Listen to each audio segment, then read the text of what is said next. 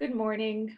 Thank you for being with us today. My name is Kirsten Hunter. I'm the Director of Lifespan Ministries here at South Church, and I have the deep honor of getting to offer our service today on our traditional Love Fest Sunday, which this year falls in a month where we're exploring beloved community. And so I invite you to join us for the next hour as we talk about that intersection of love and striving to build the beloved community.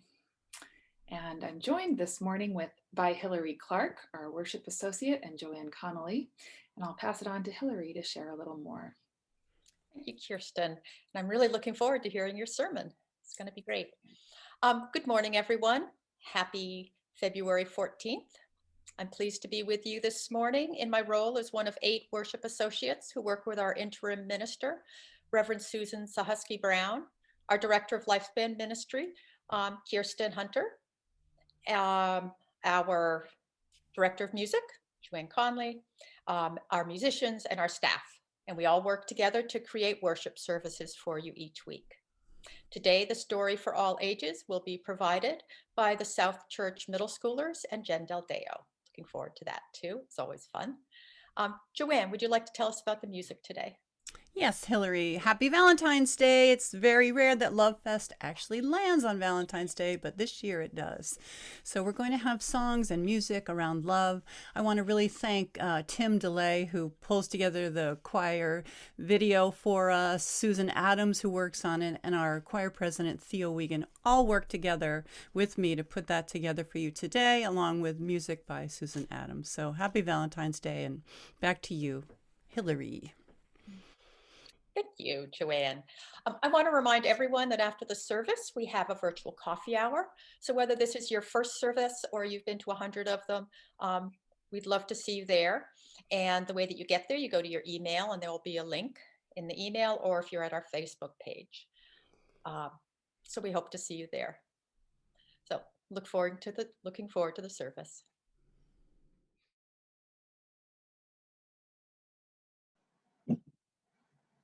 Calling all singers. South Church will be making a virtual choir video for Easter Sunday. Don't miss out on being a part of making this uplifting music for many people to enjoy. Please email choir president Theo Wiegand at theodore.wiegand@gmail.com to sign up. Contact Joanne with any questions at joannasing@aol.com. Please sign up by February 20th and we'll send you instructions and materials. All are welcome. Are you new to South Church or a longtime attendee of Sunday services and want to know more? The Fellowship Associates will be hosting the Spring Journey to Membership classes at 11:15 a.m. on Sundays, March 7th, 14th, and 21st.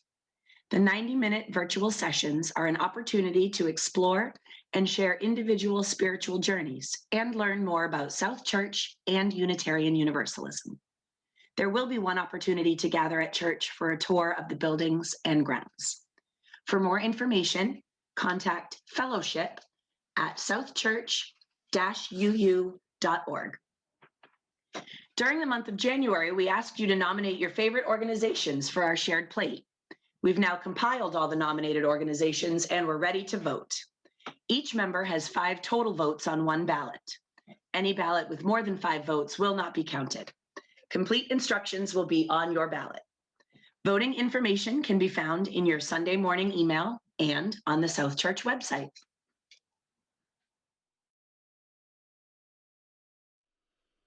What wondrous love is this, O my soul, O my soul? What wondrous love is this, O my soul?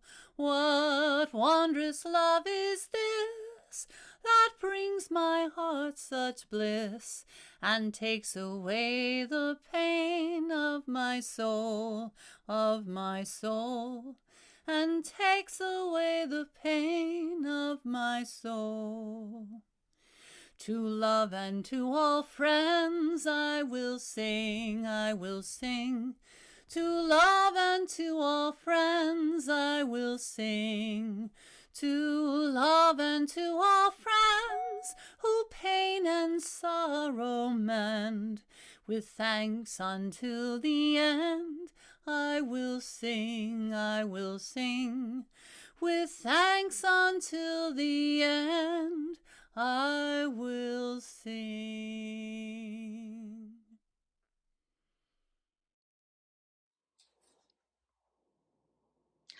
I have a confession to make. When I began thinking about what I wanted to say today, I thought I understood what beloved community signified. I thought it meant a group or community that loved each other, took care of each other, supported each other. So I began thinking about the communities that I am part of. My family, my friends, my church, my backyard. But after talking with Kirsten about this service and listening to Brian Bliss in his opening words last week when he spoke about the origins of this phrase and how MLK had used it, I realized I was mistaking a loving community with a beloved community. It was time for me to do some homework. When I took Journey to Membership classes prior to joining the church in 2014, most of what I heard went right through me. All I was really interested in was how I felt during services. I liked our mission statement, but didn't think a lot about it. I heard that there were principles and sources and may have even read them, but I didn't think too much about them either. When I Googled beloved community, one of the top results was the 8th principle of Unitarian Universalism. An 8th principle? I read on. This 8th principle was endorsed by Black Lives of Unitarian Universalism, BLUU, and by Diverse Revolutionary UU Ministries, DRUUMM, in 2017. But it has not been adopted by the UUA. It stated that beloved community happens when people of diverse racial, ethnic, educational, class, gender, sexual orientation backgrounds, identities come together in an independent relationship of love, mutual respect, and care that seeks to realize justice within the community and in the broader world. It went on to say, we journey towards spiritual wholeness by working to build a diverse, multicultural, beloved community by our actions that accountably dismantle racism and other oppressions in ourselves and our institutions. I began to understand that beloved community is not a noun. It is not stagnant. It is aspirational. It is actions. And it requires that we hold ourselves accountable to doing this work. We can't just recite our mission statement. We need to live it. We celebrate the worth and dignity of all people, and we inspire one another to act on our faith in the larger community. I believe that here at South Church, we are focused on living this 8th principle. I see it in the work our associate programs are doing, educating us, organizing us, focusing us. I also believe I could do better. I could read the books I've bought about recognizing my own white privilege. I could find the time to attend the Race and Equity Forum presented by Dustin Ward at the York Public Library this month.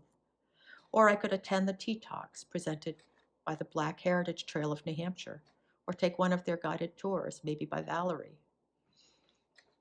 But education isn't enough. There must be actions that follow it. I can remember back to the action I wrote on the prayer flags we hung on the fence at South Church and make sure that I continue to renew that pledge. It is so easy to sink back into my white life because the work can be tiring and hard and confusing. But it is also enriching and loving and joyful when we make sure that we are building the beloved community. When we make sure that this wonderful world's resources are shared equitably with all people. Only then can the Love Fest truly begin. May it be so.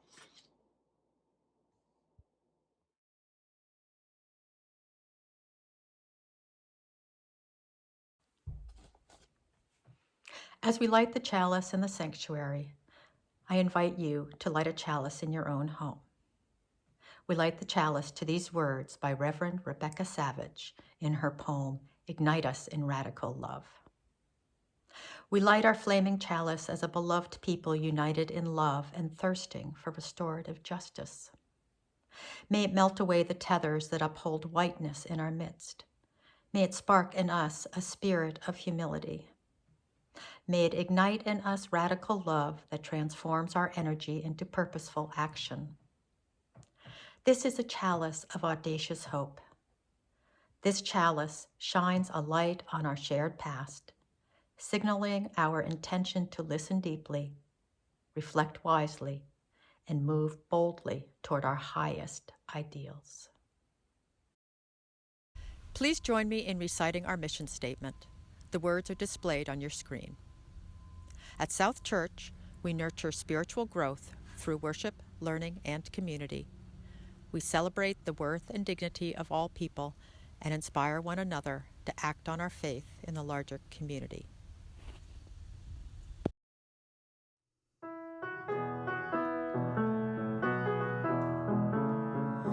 Love will guide us, peace has tried us, hope inside us will lead the way on the road from greed to giving.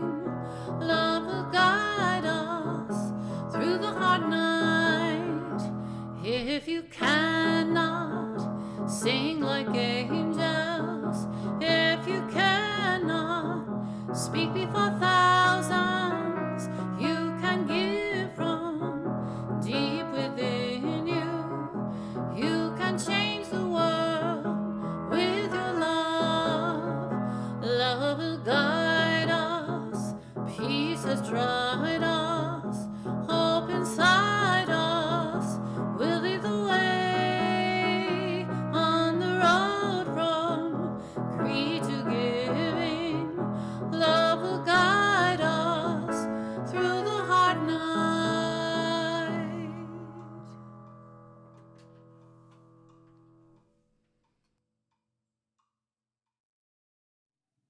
Hi, and happy Valentine's Day. Like it is with other holidays, people who celebrate Valentine's Day do it in different ways and even for different reasons. What I really appreciate about this day is that I think of it as a day that reminds us to tell people that we love them.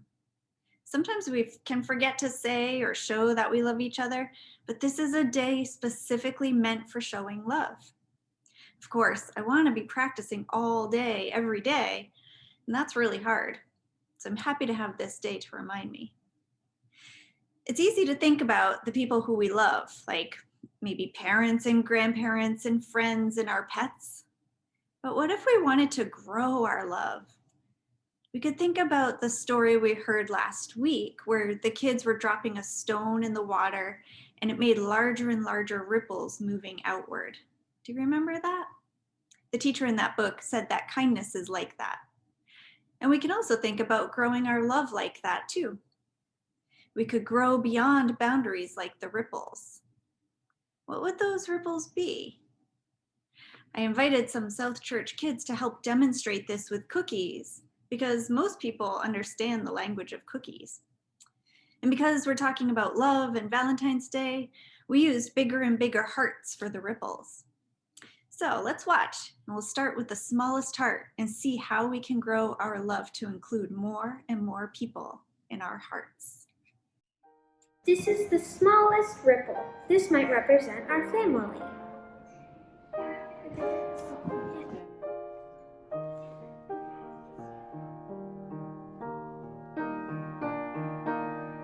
Here is the next ripple out. It could represent our closest friends or our extended family.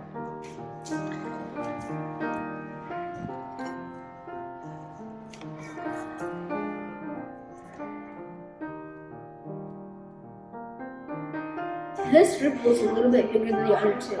It could represent the people that are in church.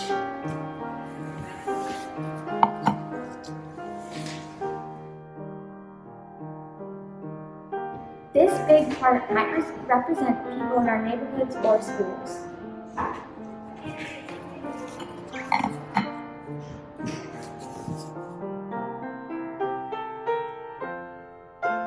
This heart might represent the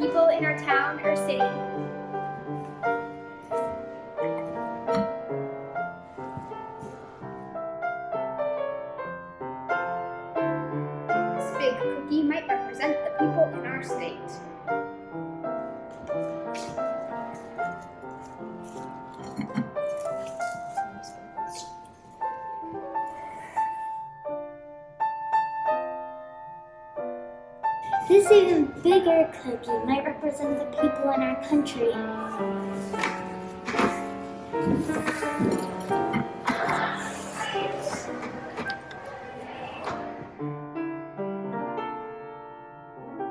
This heart represents the whole world.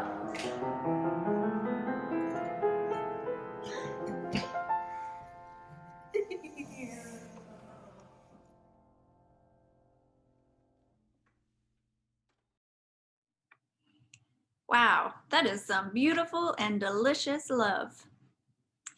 So the process of creating beloved community means we try to grow our hearts bigger and bigger to be able to hold the people that we don't know really well and the people who are different from us. We won't stop until we hold love for all people and all beings in the whole earth. Our heart is a muscle, and the more a muscle gets used, the bigger and stronger it gets. Sometimes we make a wrong move and we injure a muscle, and then it's important to do what we need to heal it. And then we get back to using and strengthening that muscle. And that's how love works. The more we practice loving, the bigger and stronger our hearts become. And sometimes our hearts hurt, and we need to take care and heal. And then we continue growing our love. One of the kids that helped with the cookies said it reminded them of the Grinch, when the Grinch's heart grew 3 sizes. And that's right. That's what it's like. And if the Grinch can do it, then we can too. I love you, and I hope to see you soon.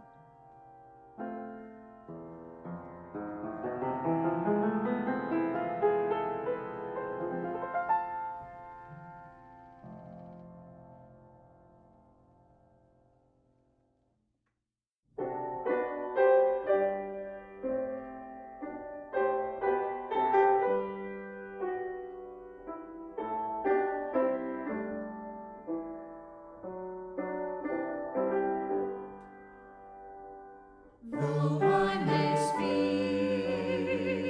with bravest fire, and have the gift to all inspire, and have not love, my words are vain, a sounding brass and hopeless game. Though I may give all I possess, and striving so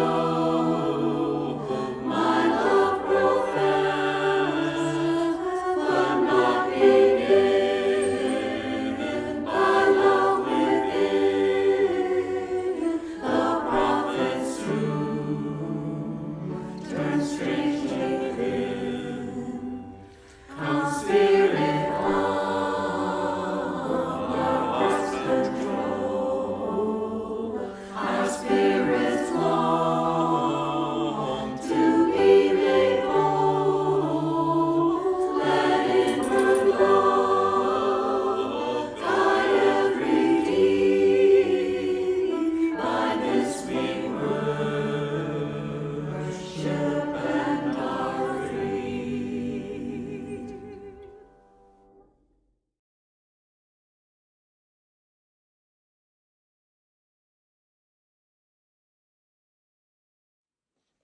Now it is time for our morning offering so that we can continue to do the important work within our congregation and in the larger community. Your donation helps us to pay our hardworking staff and to maintain our buildings. Every month we share our plate with an organization chosen by the congregation. Our shared plate recipient this month is the Black Heritage Trail of New Hampshire. The Black Heritage Trail of New Hampshire promotes awareness and appreciation of African American history and life in order to build more inclusive communities today. Please check out their website, blackheritagetrailnh.org, to see all the wonderful offerings, to receive their newsletter, and to donate directly to them. You can give online via the donate link on the South Church website, or send a check in the mail to our office at 73 Court Street in Portsmouth. Details are on your screen.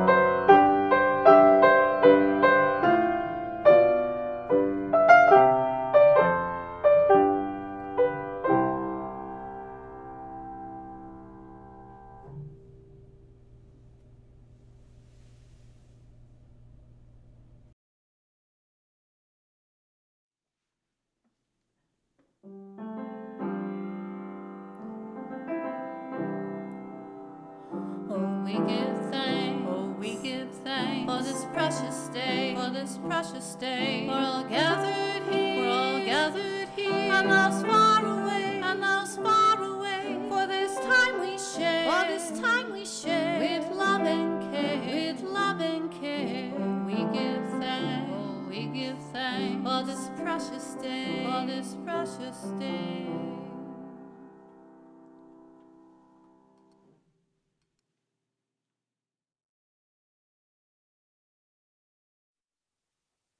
I invite you now into a time of meditation and prayer.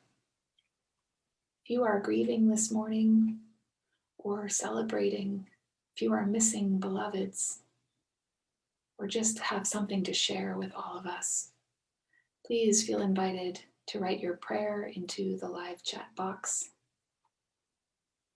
If you are not sharing your prayer aloud, know that you are loved.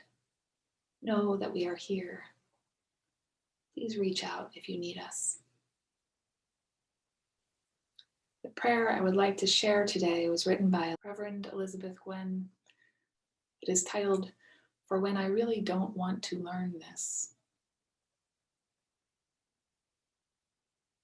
Spirit, I would really rather not learn this. Didn't think I needed to. I thought someone else could do it. Thought a leader was coming to do it. Thought the young people could do it, or the elders could do it, or the professionals. Or I don't want to learn it because it means letting go of something I hold dear, letting go of being someone who knows the answers, letting go of being someone who doesn't know, letting go of the way I see the world, letting go of how I might have to change, letting go of certainty, of logic, of facts, of control, of the myth that you can live on this earth and not harm, or the myth that I can't learn anything new. Help me to learn it, please. And then help me to live what I have learned.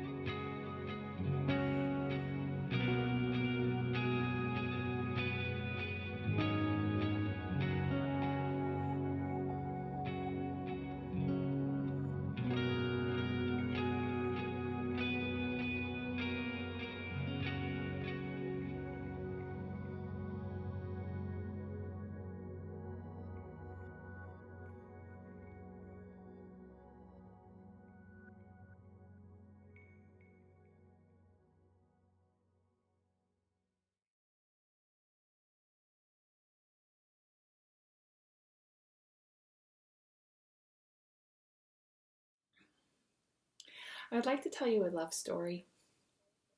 This is a story about the birth of my eldest child, Keelan, who was born in Albuquerque, New Mexico, early in the morning on June 17th in the year 2000. It was a Saturday, and he was a week early, a big, beautiful boy. But a little while after he was born, the doctors worried that the fluid in his lungs was taking too long to dissipate. So they took him to the nursery, where they placed a tiny Dixie cup over his face, or just to the side of his face, with an oxygen tube threaded into the back of the cup. The oxygen was to help his brand new to this world lungs as they worked through the fluid and reluctantly shifted to a diet of air. I was allowed to go and sit with him nestled in his bassinet, where I marveled at the depth of the connection I felt to this tiny person. It was unlike anything I had known up to that point in my life, and I was also drowning in worry for him, as though the fluid were in my own lungs. When I returned to my room after visiting with him, I noticed the nurse checking my vitals wore a chalice around her neck. She was a UU. Seeing that symbol on her neck surprised me. It felt like a prayer. I remember her explaining to me that the oxygen they had given my son didn't work its magic quite fast enough, and that the doctor on call had decided to send him to the NICU, just to monitor him, she said. And she told me not to worry, that she would tell me if there was cause for concern, but there wasn't, and that I should try to rest. And with her reassurance, I was able to close my eyes and sleep a little bit, but when I woke, the same nurse let me sit in a wheelchair, and my husband pushed me down to the NICU, the natal ICU, and we scrubbed in so we could check on our baby. And the NICU nurse heard who we would come to see, and she said, "Oh, don't take him. It's so nice to have a healthy baby down here." And all at once, with her words, tears started streaming down my face, because I finally really believed that he was going to be okay, and because as my fear receded, the other babies around me came into focus, along with the awareness of what their parents must be facing. The joy and the fear and the relief of that morning, the overwhelming love, the stunning realization of how vulnerable that kind of love makes you. In a span of just a few hours, my whole understanding of life was shaken up and resorted. Standing in the NICU, I learned something about my capacity to transform, and I learned about our human capacity to love, and I was reminded of our common stories as human beings that have so many different variations, so many different endings. It was a humbling morning. Those experiences in life are precious and powerful. They are not rare, and you do not need to have a baby to learn about transformation or love or interconnectedness. We are given so many opportunities to learn these things. They shape our hearts, and if we conjure the experiences we've had, they help us love ourselves, forgive ourselves, and they can help us connect to one another, but only when we see the connections. Cicely Tyson was a Black woman actor who died just 2 weeks ago at the age of 96. Ms. Tyson spent her life working toward building beloved community. Her approach to that work involved the craft of acting. Just a few days before she died, her memoir, titled Just As I Am, was published. In the beginning of the book, she shares a formative experience in her career that occurred as she toured the country following the release of the 1972 film Sounder. She recounts interactions early on in that film tour with two different reporters who each expressed a similar surprise in their questions, a surprise at the intimacy and tenderness that was portrayed by Nathan and Rebecca, two Black characters in the film. Rebecca was played by Ms. Tyson. She recounts one of these reporters saying, I didn't know that Black men and women had that kind of loving relationship that we see between Nathan and Rebecca. Their connection didn't seem believable to me. I was so taken back by her assessment, recalls Ms. Tyson, that I did not respond. So seldom had Black families been portrayed nurturing one another on the screen that when art indeed imitated life, the truth of that narrative was met with a deep skepticism. Embedded in this woman's observation was an assumption that lives at the center of all bias. You are not like me. You are intrinsically different, and that difference deems you inferior. She writes, I recognize these comments for what they were, pure ignorance. Anger would have been the justified response, and for a time in private I was certainly apoplectic, but as life has taught me more than once, resentment corrodes the veins of the person who carries it. These reporters' comments were not a bitterness to be nursed. They were a lesson to be heeded. So rather than recoiling in exasperation at the ideas expressed, I leaned in and listened intently at every remaining tour stop. And the more aware I became of the bigotry that existed against Black people, what may have been a reason to seethe became for me a reason to pursue my craft with new purpose. It was at this juncture, she writes, that I made a conscious decision. I would use my profession as my platform, a stage from which to make my voice heard by carefully choosing my projects and portrayals. As an artist with the privilege of the spotlight, I felt an enormous responsibility to use that forum as a force for good, as a place from which to display the full spectrum of our humanity. I was determined to do all I could to alter the narrative about Black people, to change the way Black women in particular were perceived by reflecting our dignity. I protested, she says, using not my own words, but those of the characters I inhabited. 50 years after I made a silent pact with myself to play women whose legacies uplift us, that vow still guides me. Love is the magnet of that vow she made. Love for herself, love for those closest to her heart, for Black women, for Black people, and love for all people. Love that sees the ignorance in bigotry and bias, because, like all of us, she knew her capacity to love and to transform. I don't know all of the experiences that taught Cicely Tyson about love, but I recognize in the choice she makes in this story a kinship with her of knowing transformative love, knowing that we are changed by the love we have for others and for ourselves. When we know the full spectrum of our humanity, it is easy to identify the moments when someone else doesn't see us in that full spectrum of light. We have all experienced not being seen. But those experiences of being dehumanized are not handed out evenly in this world. My memory of my son's birth in the hospital might have been quite different if the nurse caring for me did not think I had the capacity for intimacy and love.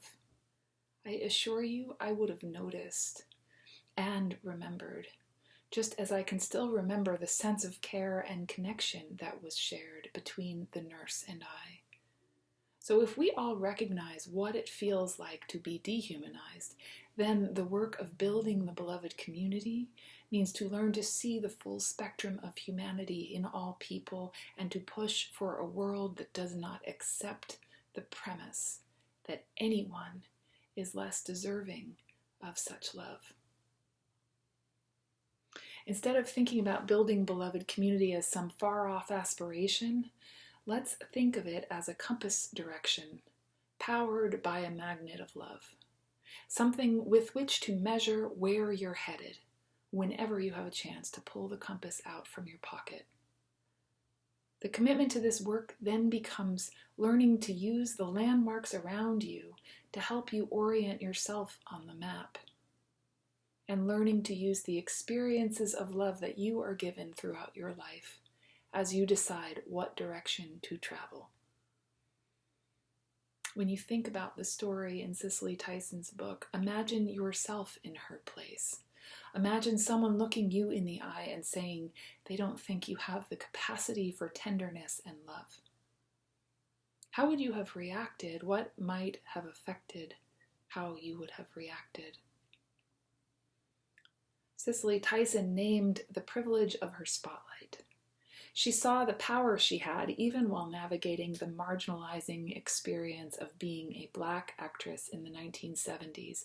She recognized that both things were true. And in the duality of having the experience of being marginalized, but also recognizing the privilege and power she held, the combination of those things, she saw an opportunity to effect change. She was also a woman who grew up in church. She was grounded in her values.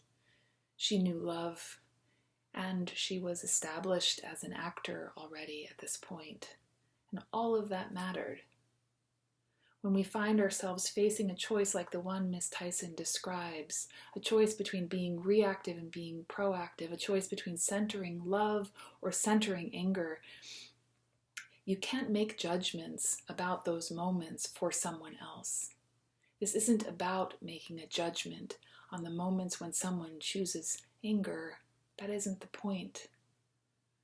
But that day, Cicely Tyson made a choice. She did not name her privilege as something for which she felt guilty. She named the privilege of her position as a source of power and resilience from which she could push forward for those less empowered. She used the landmarks around her to orient herself on the map, and she used her compass to center on her love for the humanity of Black people. And in making that choice, she deepened her purpose in life for the next 50 plus years. And she changed the world by doing that. When any one of us find ourselves in a position to transform the harm of bias into something life-giving, that is the work of building beloved community. That is redemption. Make the beloved community a compass point, not an impossible far-off place, but an orientation that informs the choices you make for the rest of your life, a guide for the practice of realizing our interconnectedness. What feels so inspiring to me about Cicely Tyson's story is the implication that we all have a role to play. But exactly what that role is, that is what we have to uncover for ourselves. What is the privilege of your position? How can you use the power of your privilege to dismantle the illusion of supremacy in this world? Love is our shared superpower. Every moment of our lives that reminds us what it means to be a human being are moments we can use to relate to all other human beings who walk this earth. And really, it doesn't even stop there. The work of seeing our interconnectedness is utterly expansive. It embraces life itself. May we all find our compass, and may love be forever centered.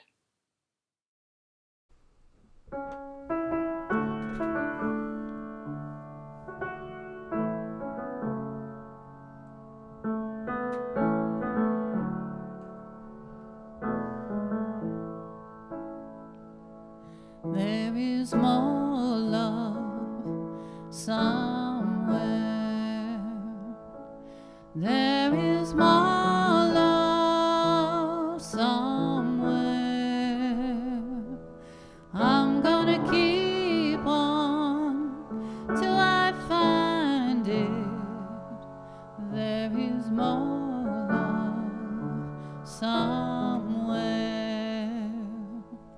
There is more hope somewhere. There is more hope somewhere. I'm gonna keep on till I find it. There is more hope somewhere. There is more peace somewhere. There is more peace somewhere. I'm gonna keep on till I find it. There is more peace somewhere. There is more joy somewhere. There is more joy somewhere. I'm gonna keep on till I find it. There is more joy somewhere.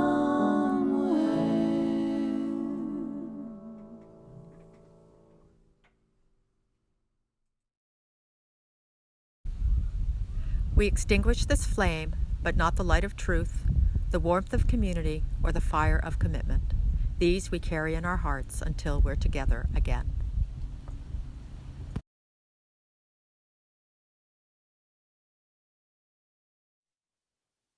Let us close today with words from Cicely Tyson again, as she reflects on her life from the vantage point of 9 decades past. She writes, I stand amazed at this tree, this life. I stare up in awe at its branches, raising their arms toward heaven. I wonder about its origins, how a seed so minuscule could grow into a structure so vast, so resilient. I'm still examining its genesis. To examine is to question, to discover and evolve. That is what it means to be alive. The day we cease to explore is the day we begin to wilt. I share my testimony in these pages not because I have reached any lasting conclusions, but because I have so much to understand. I am as inquisitive about life now as I was as a child. Blessed be.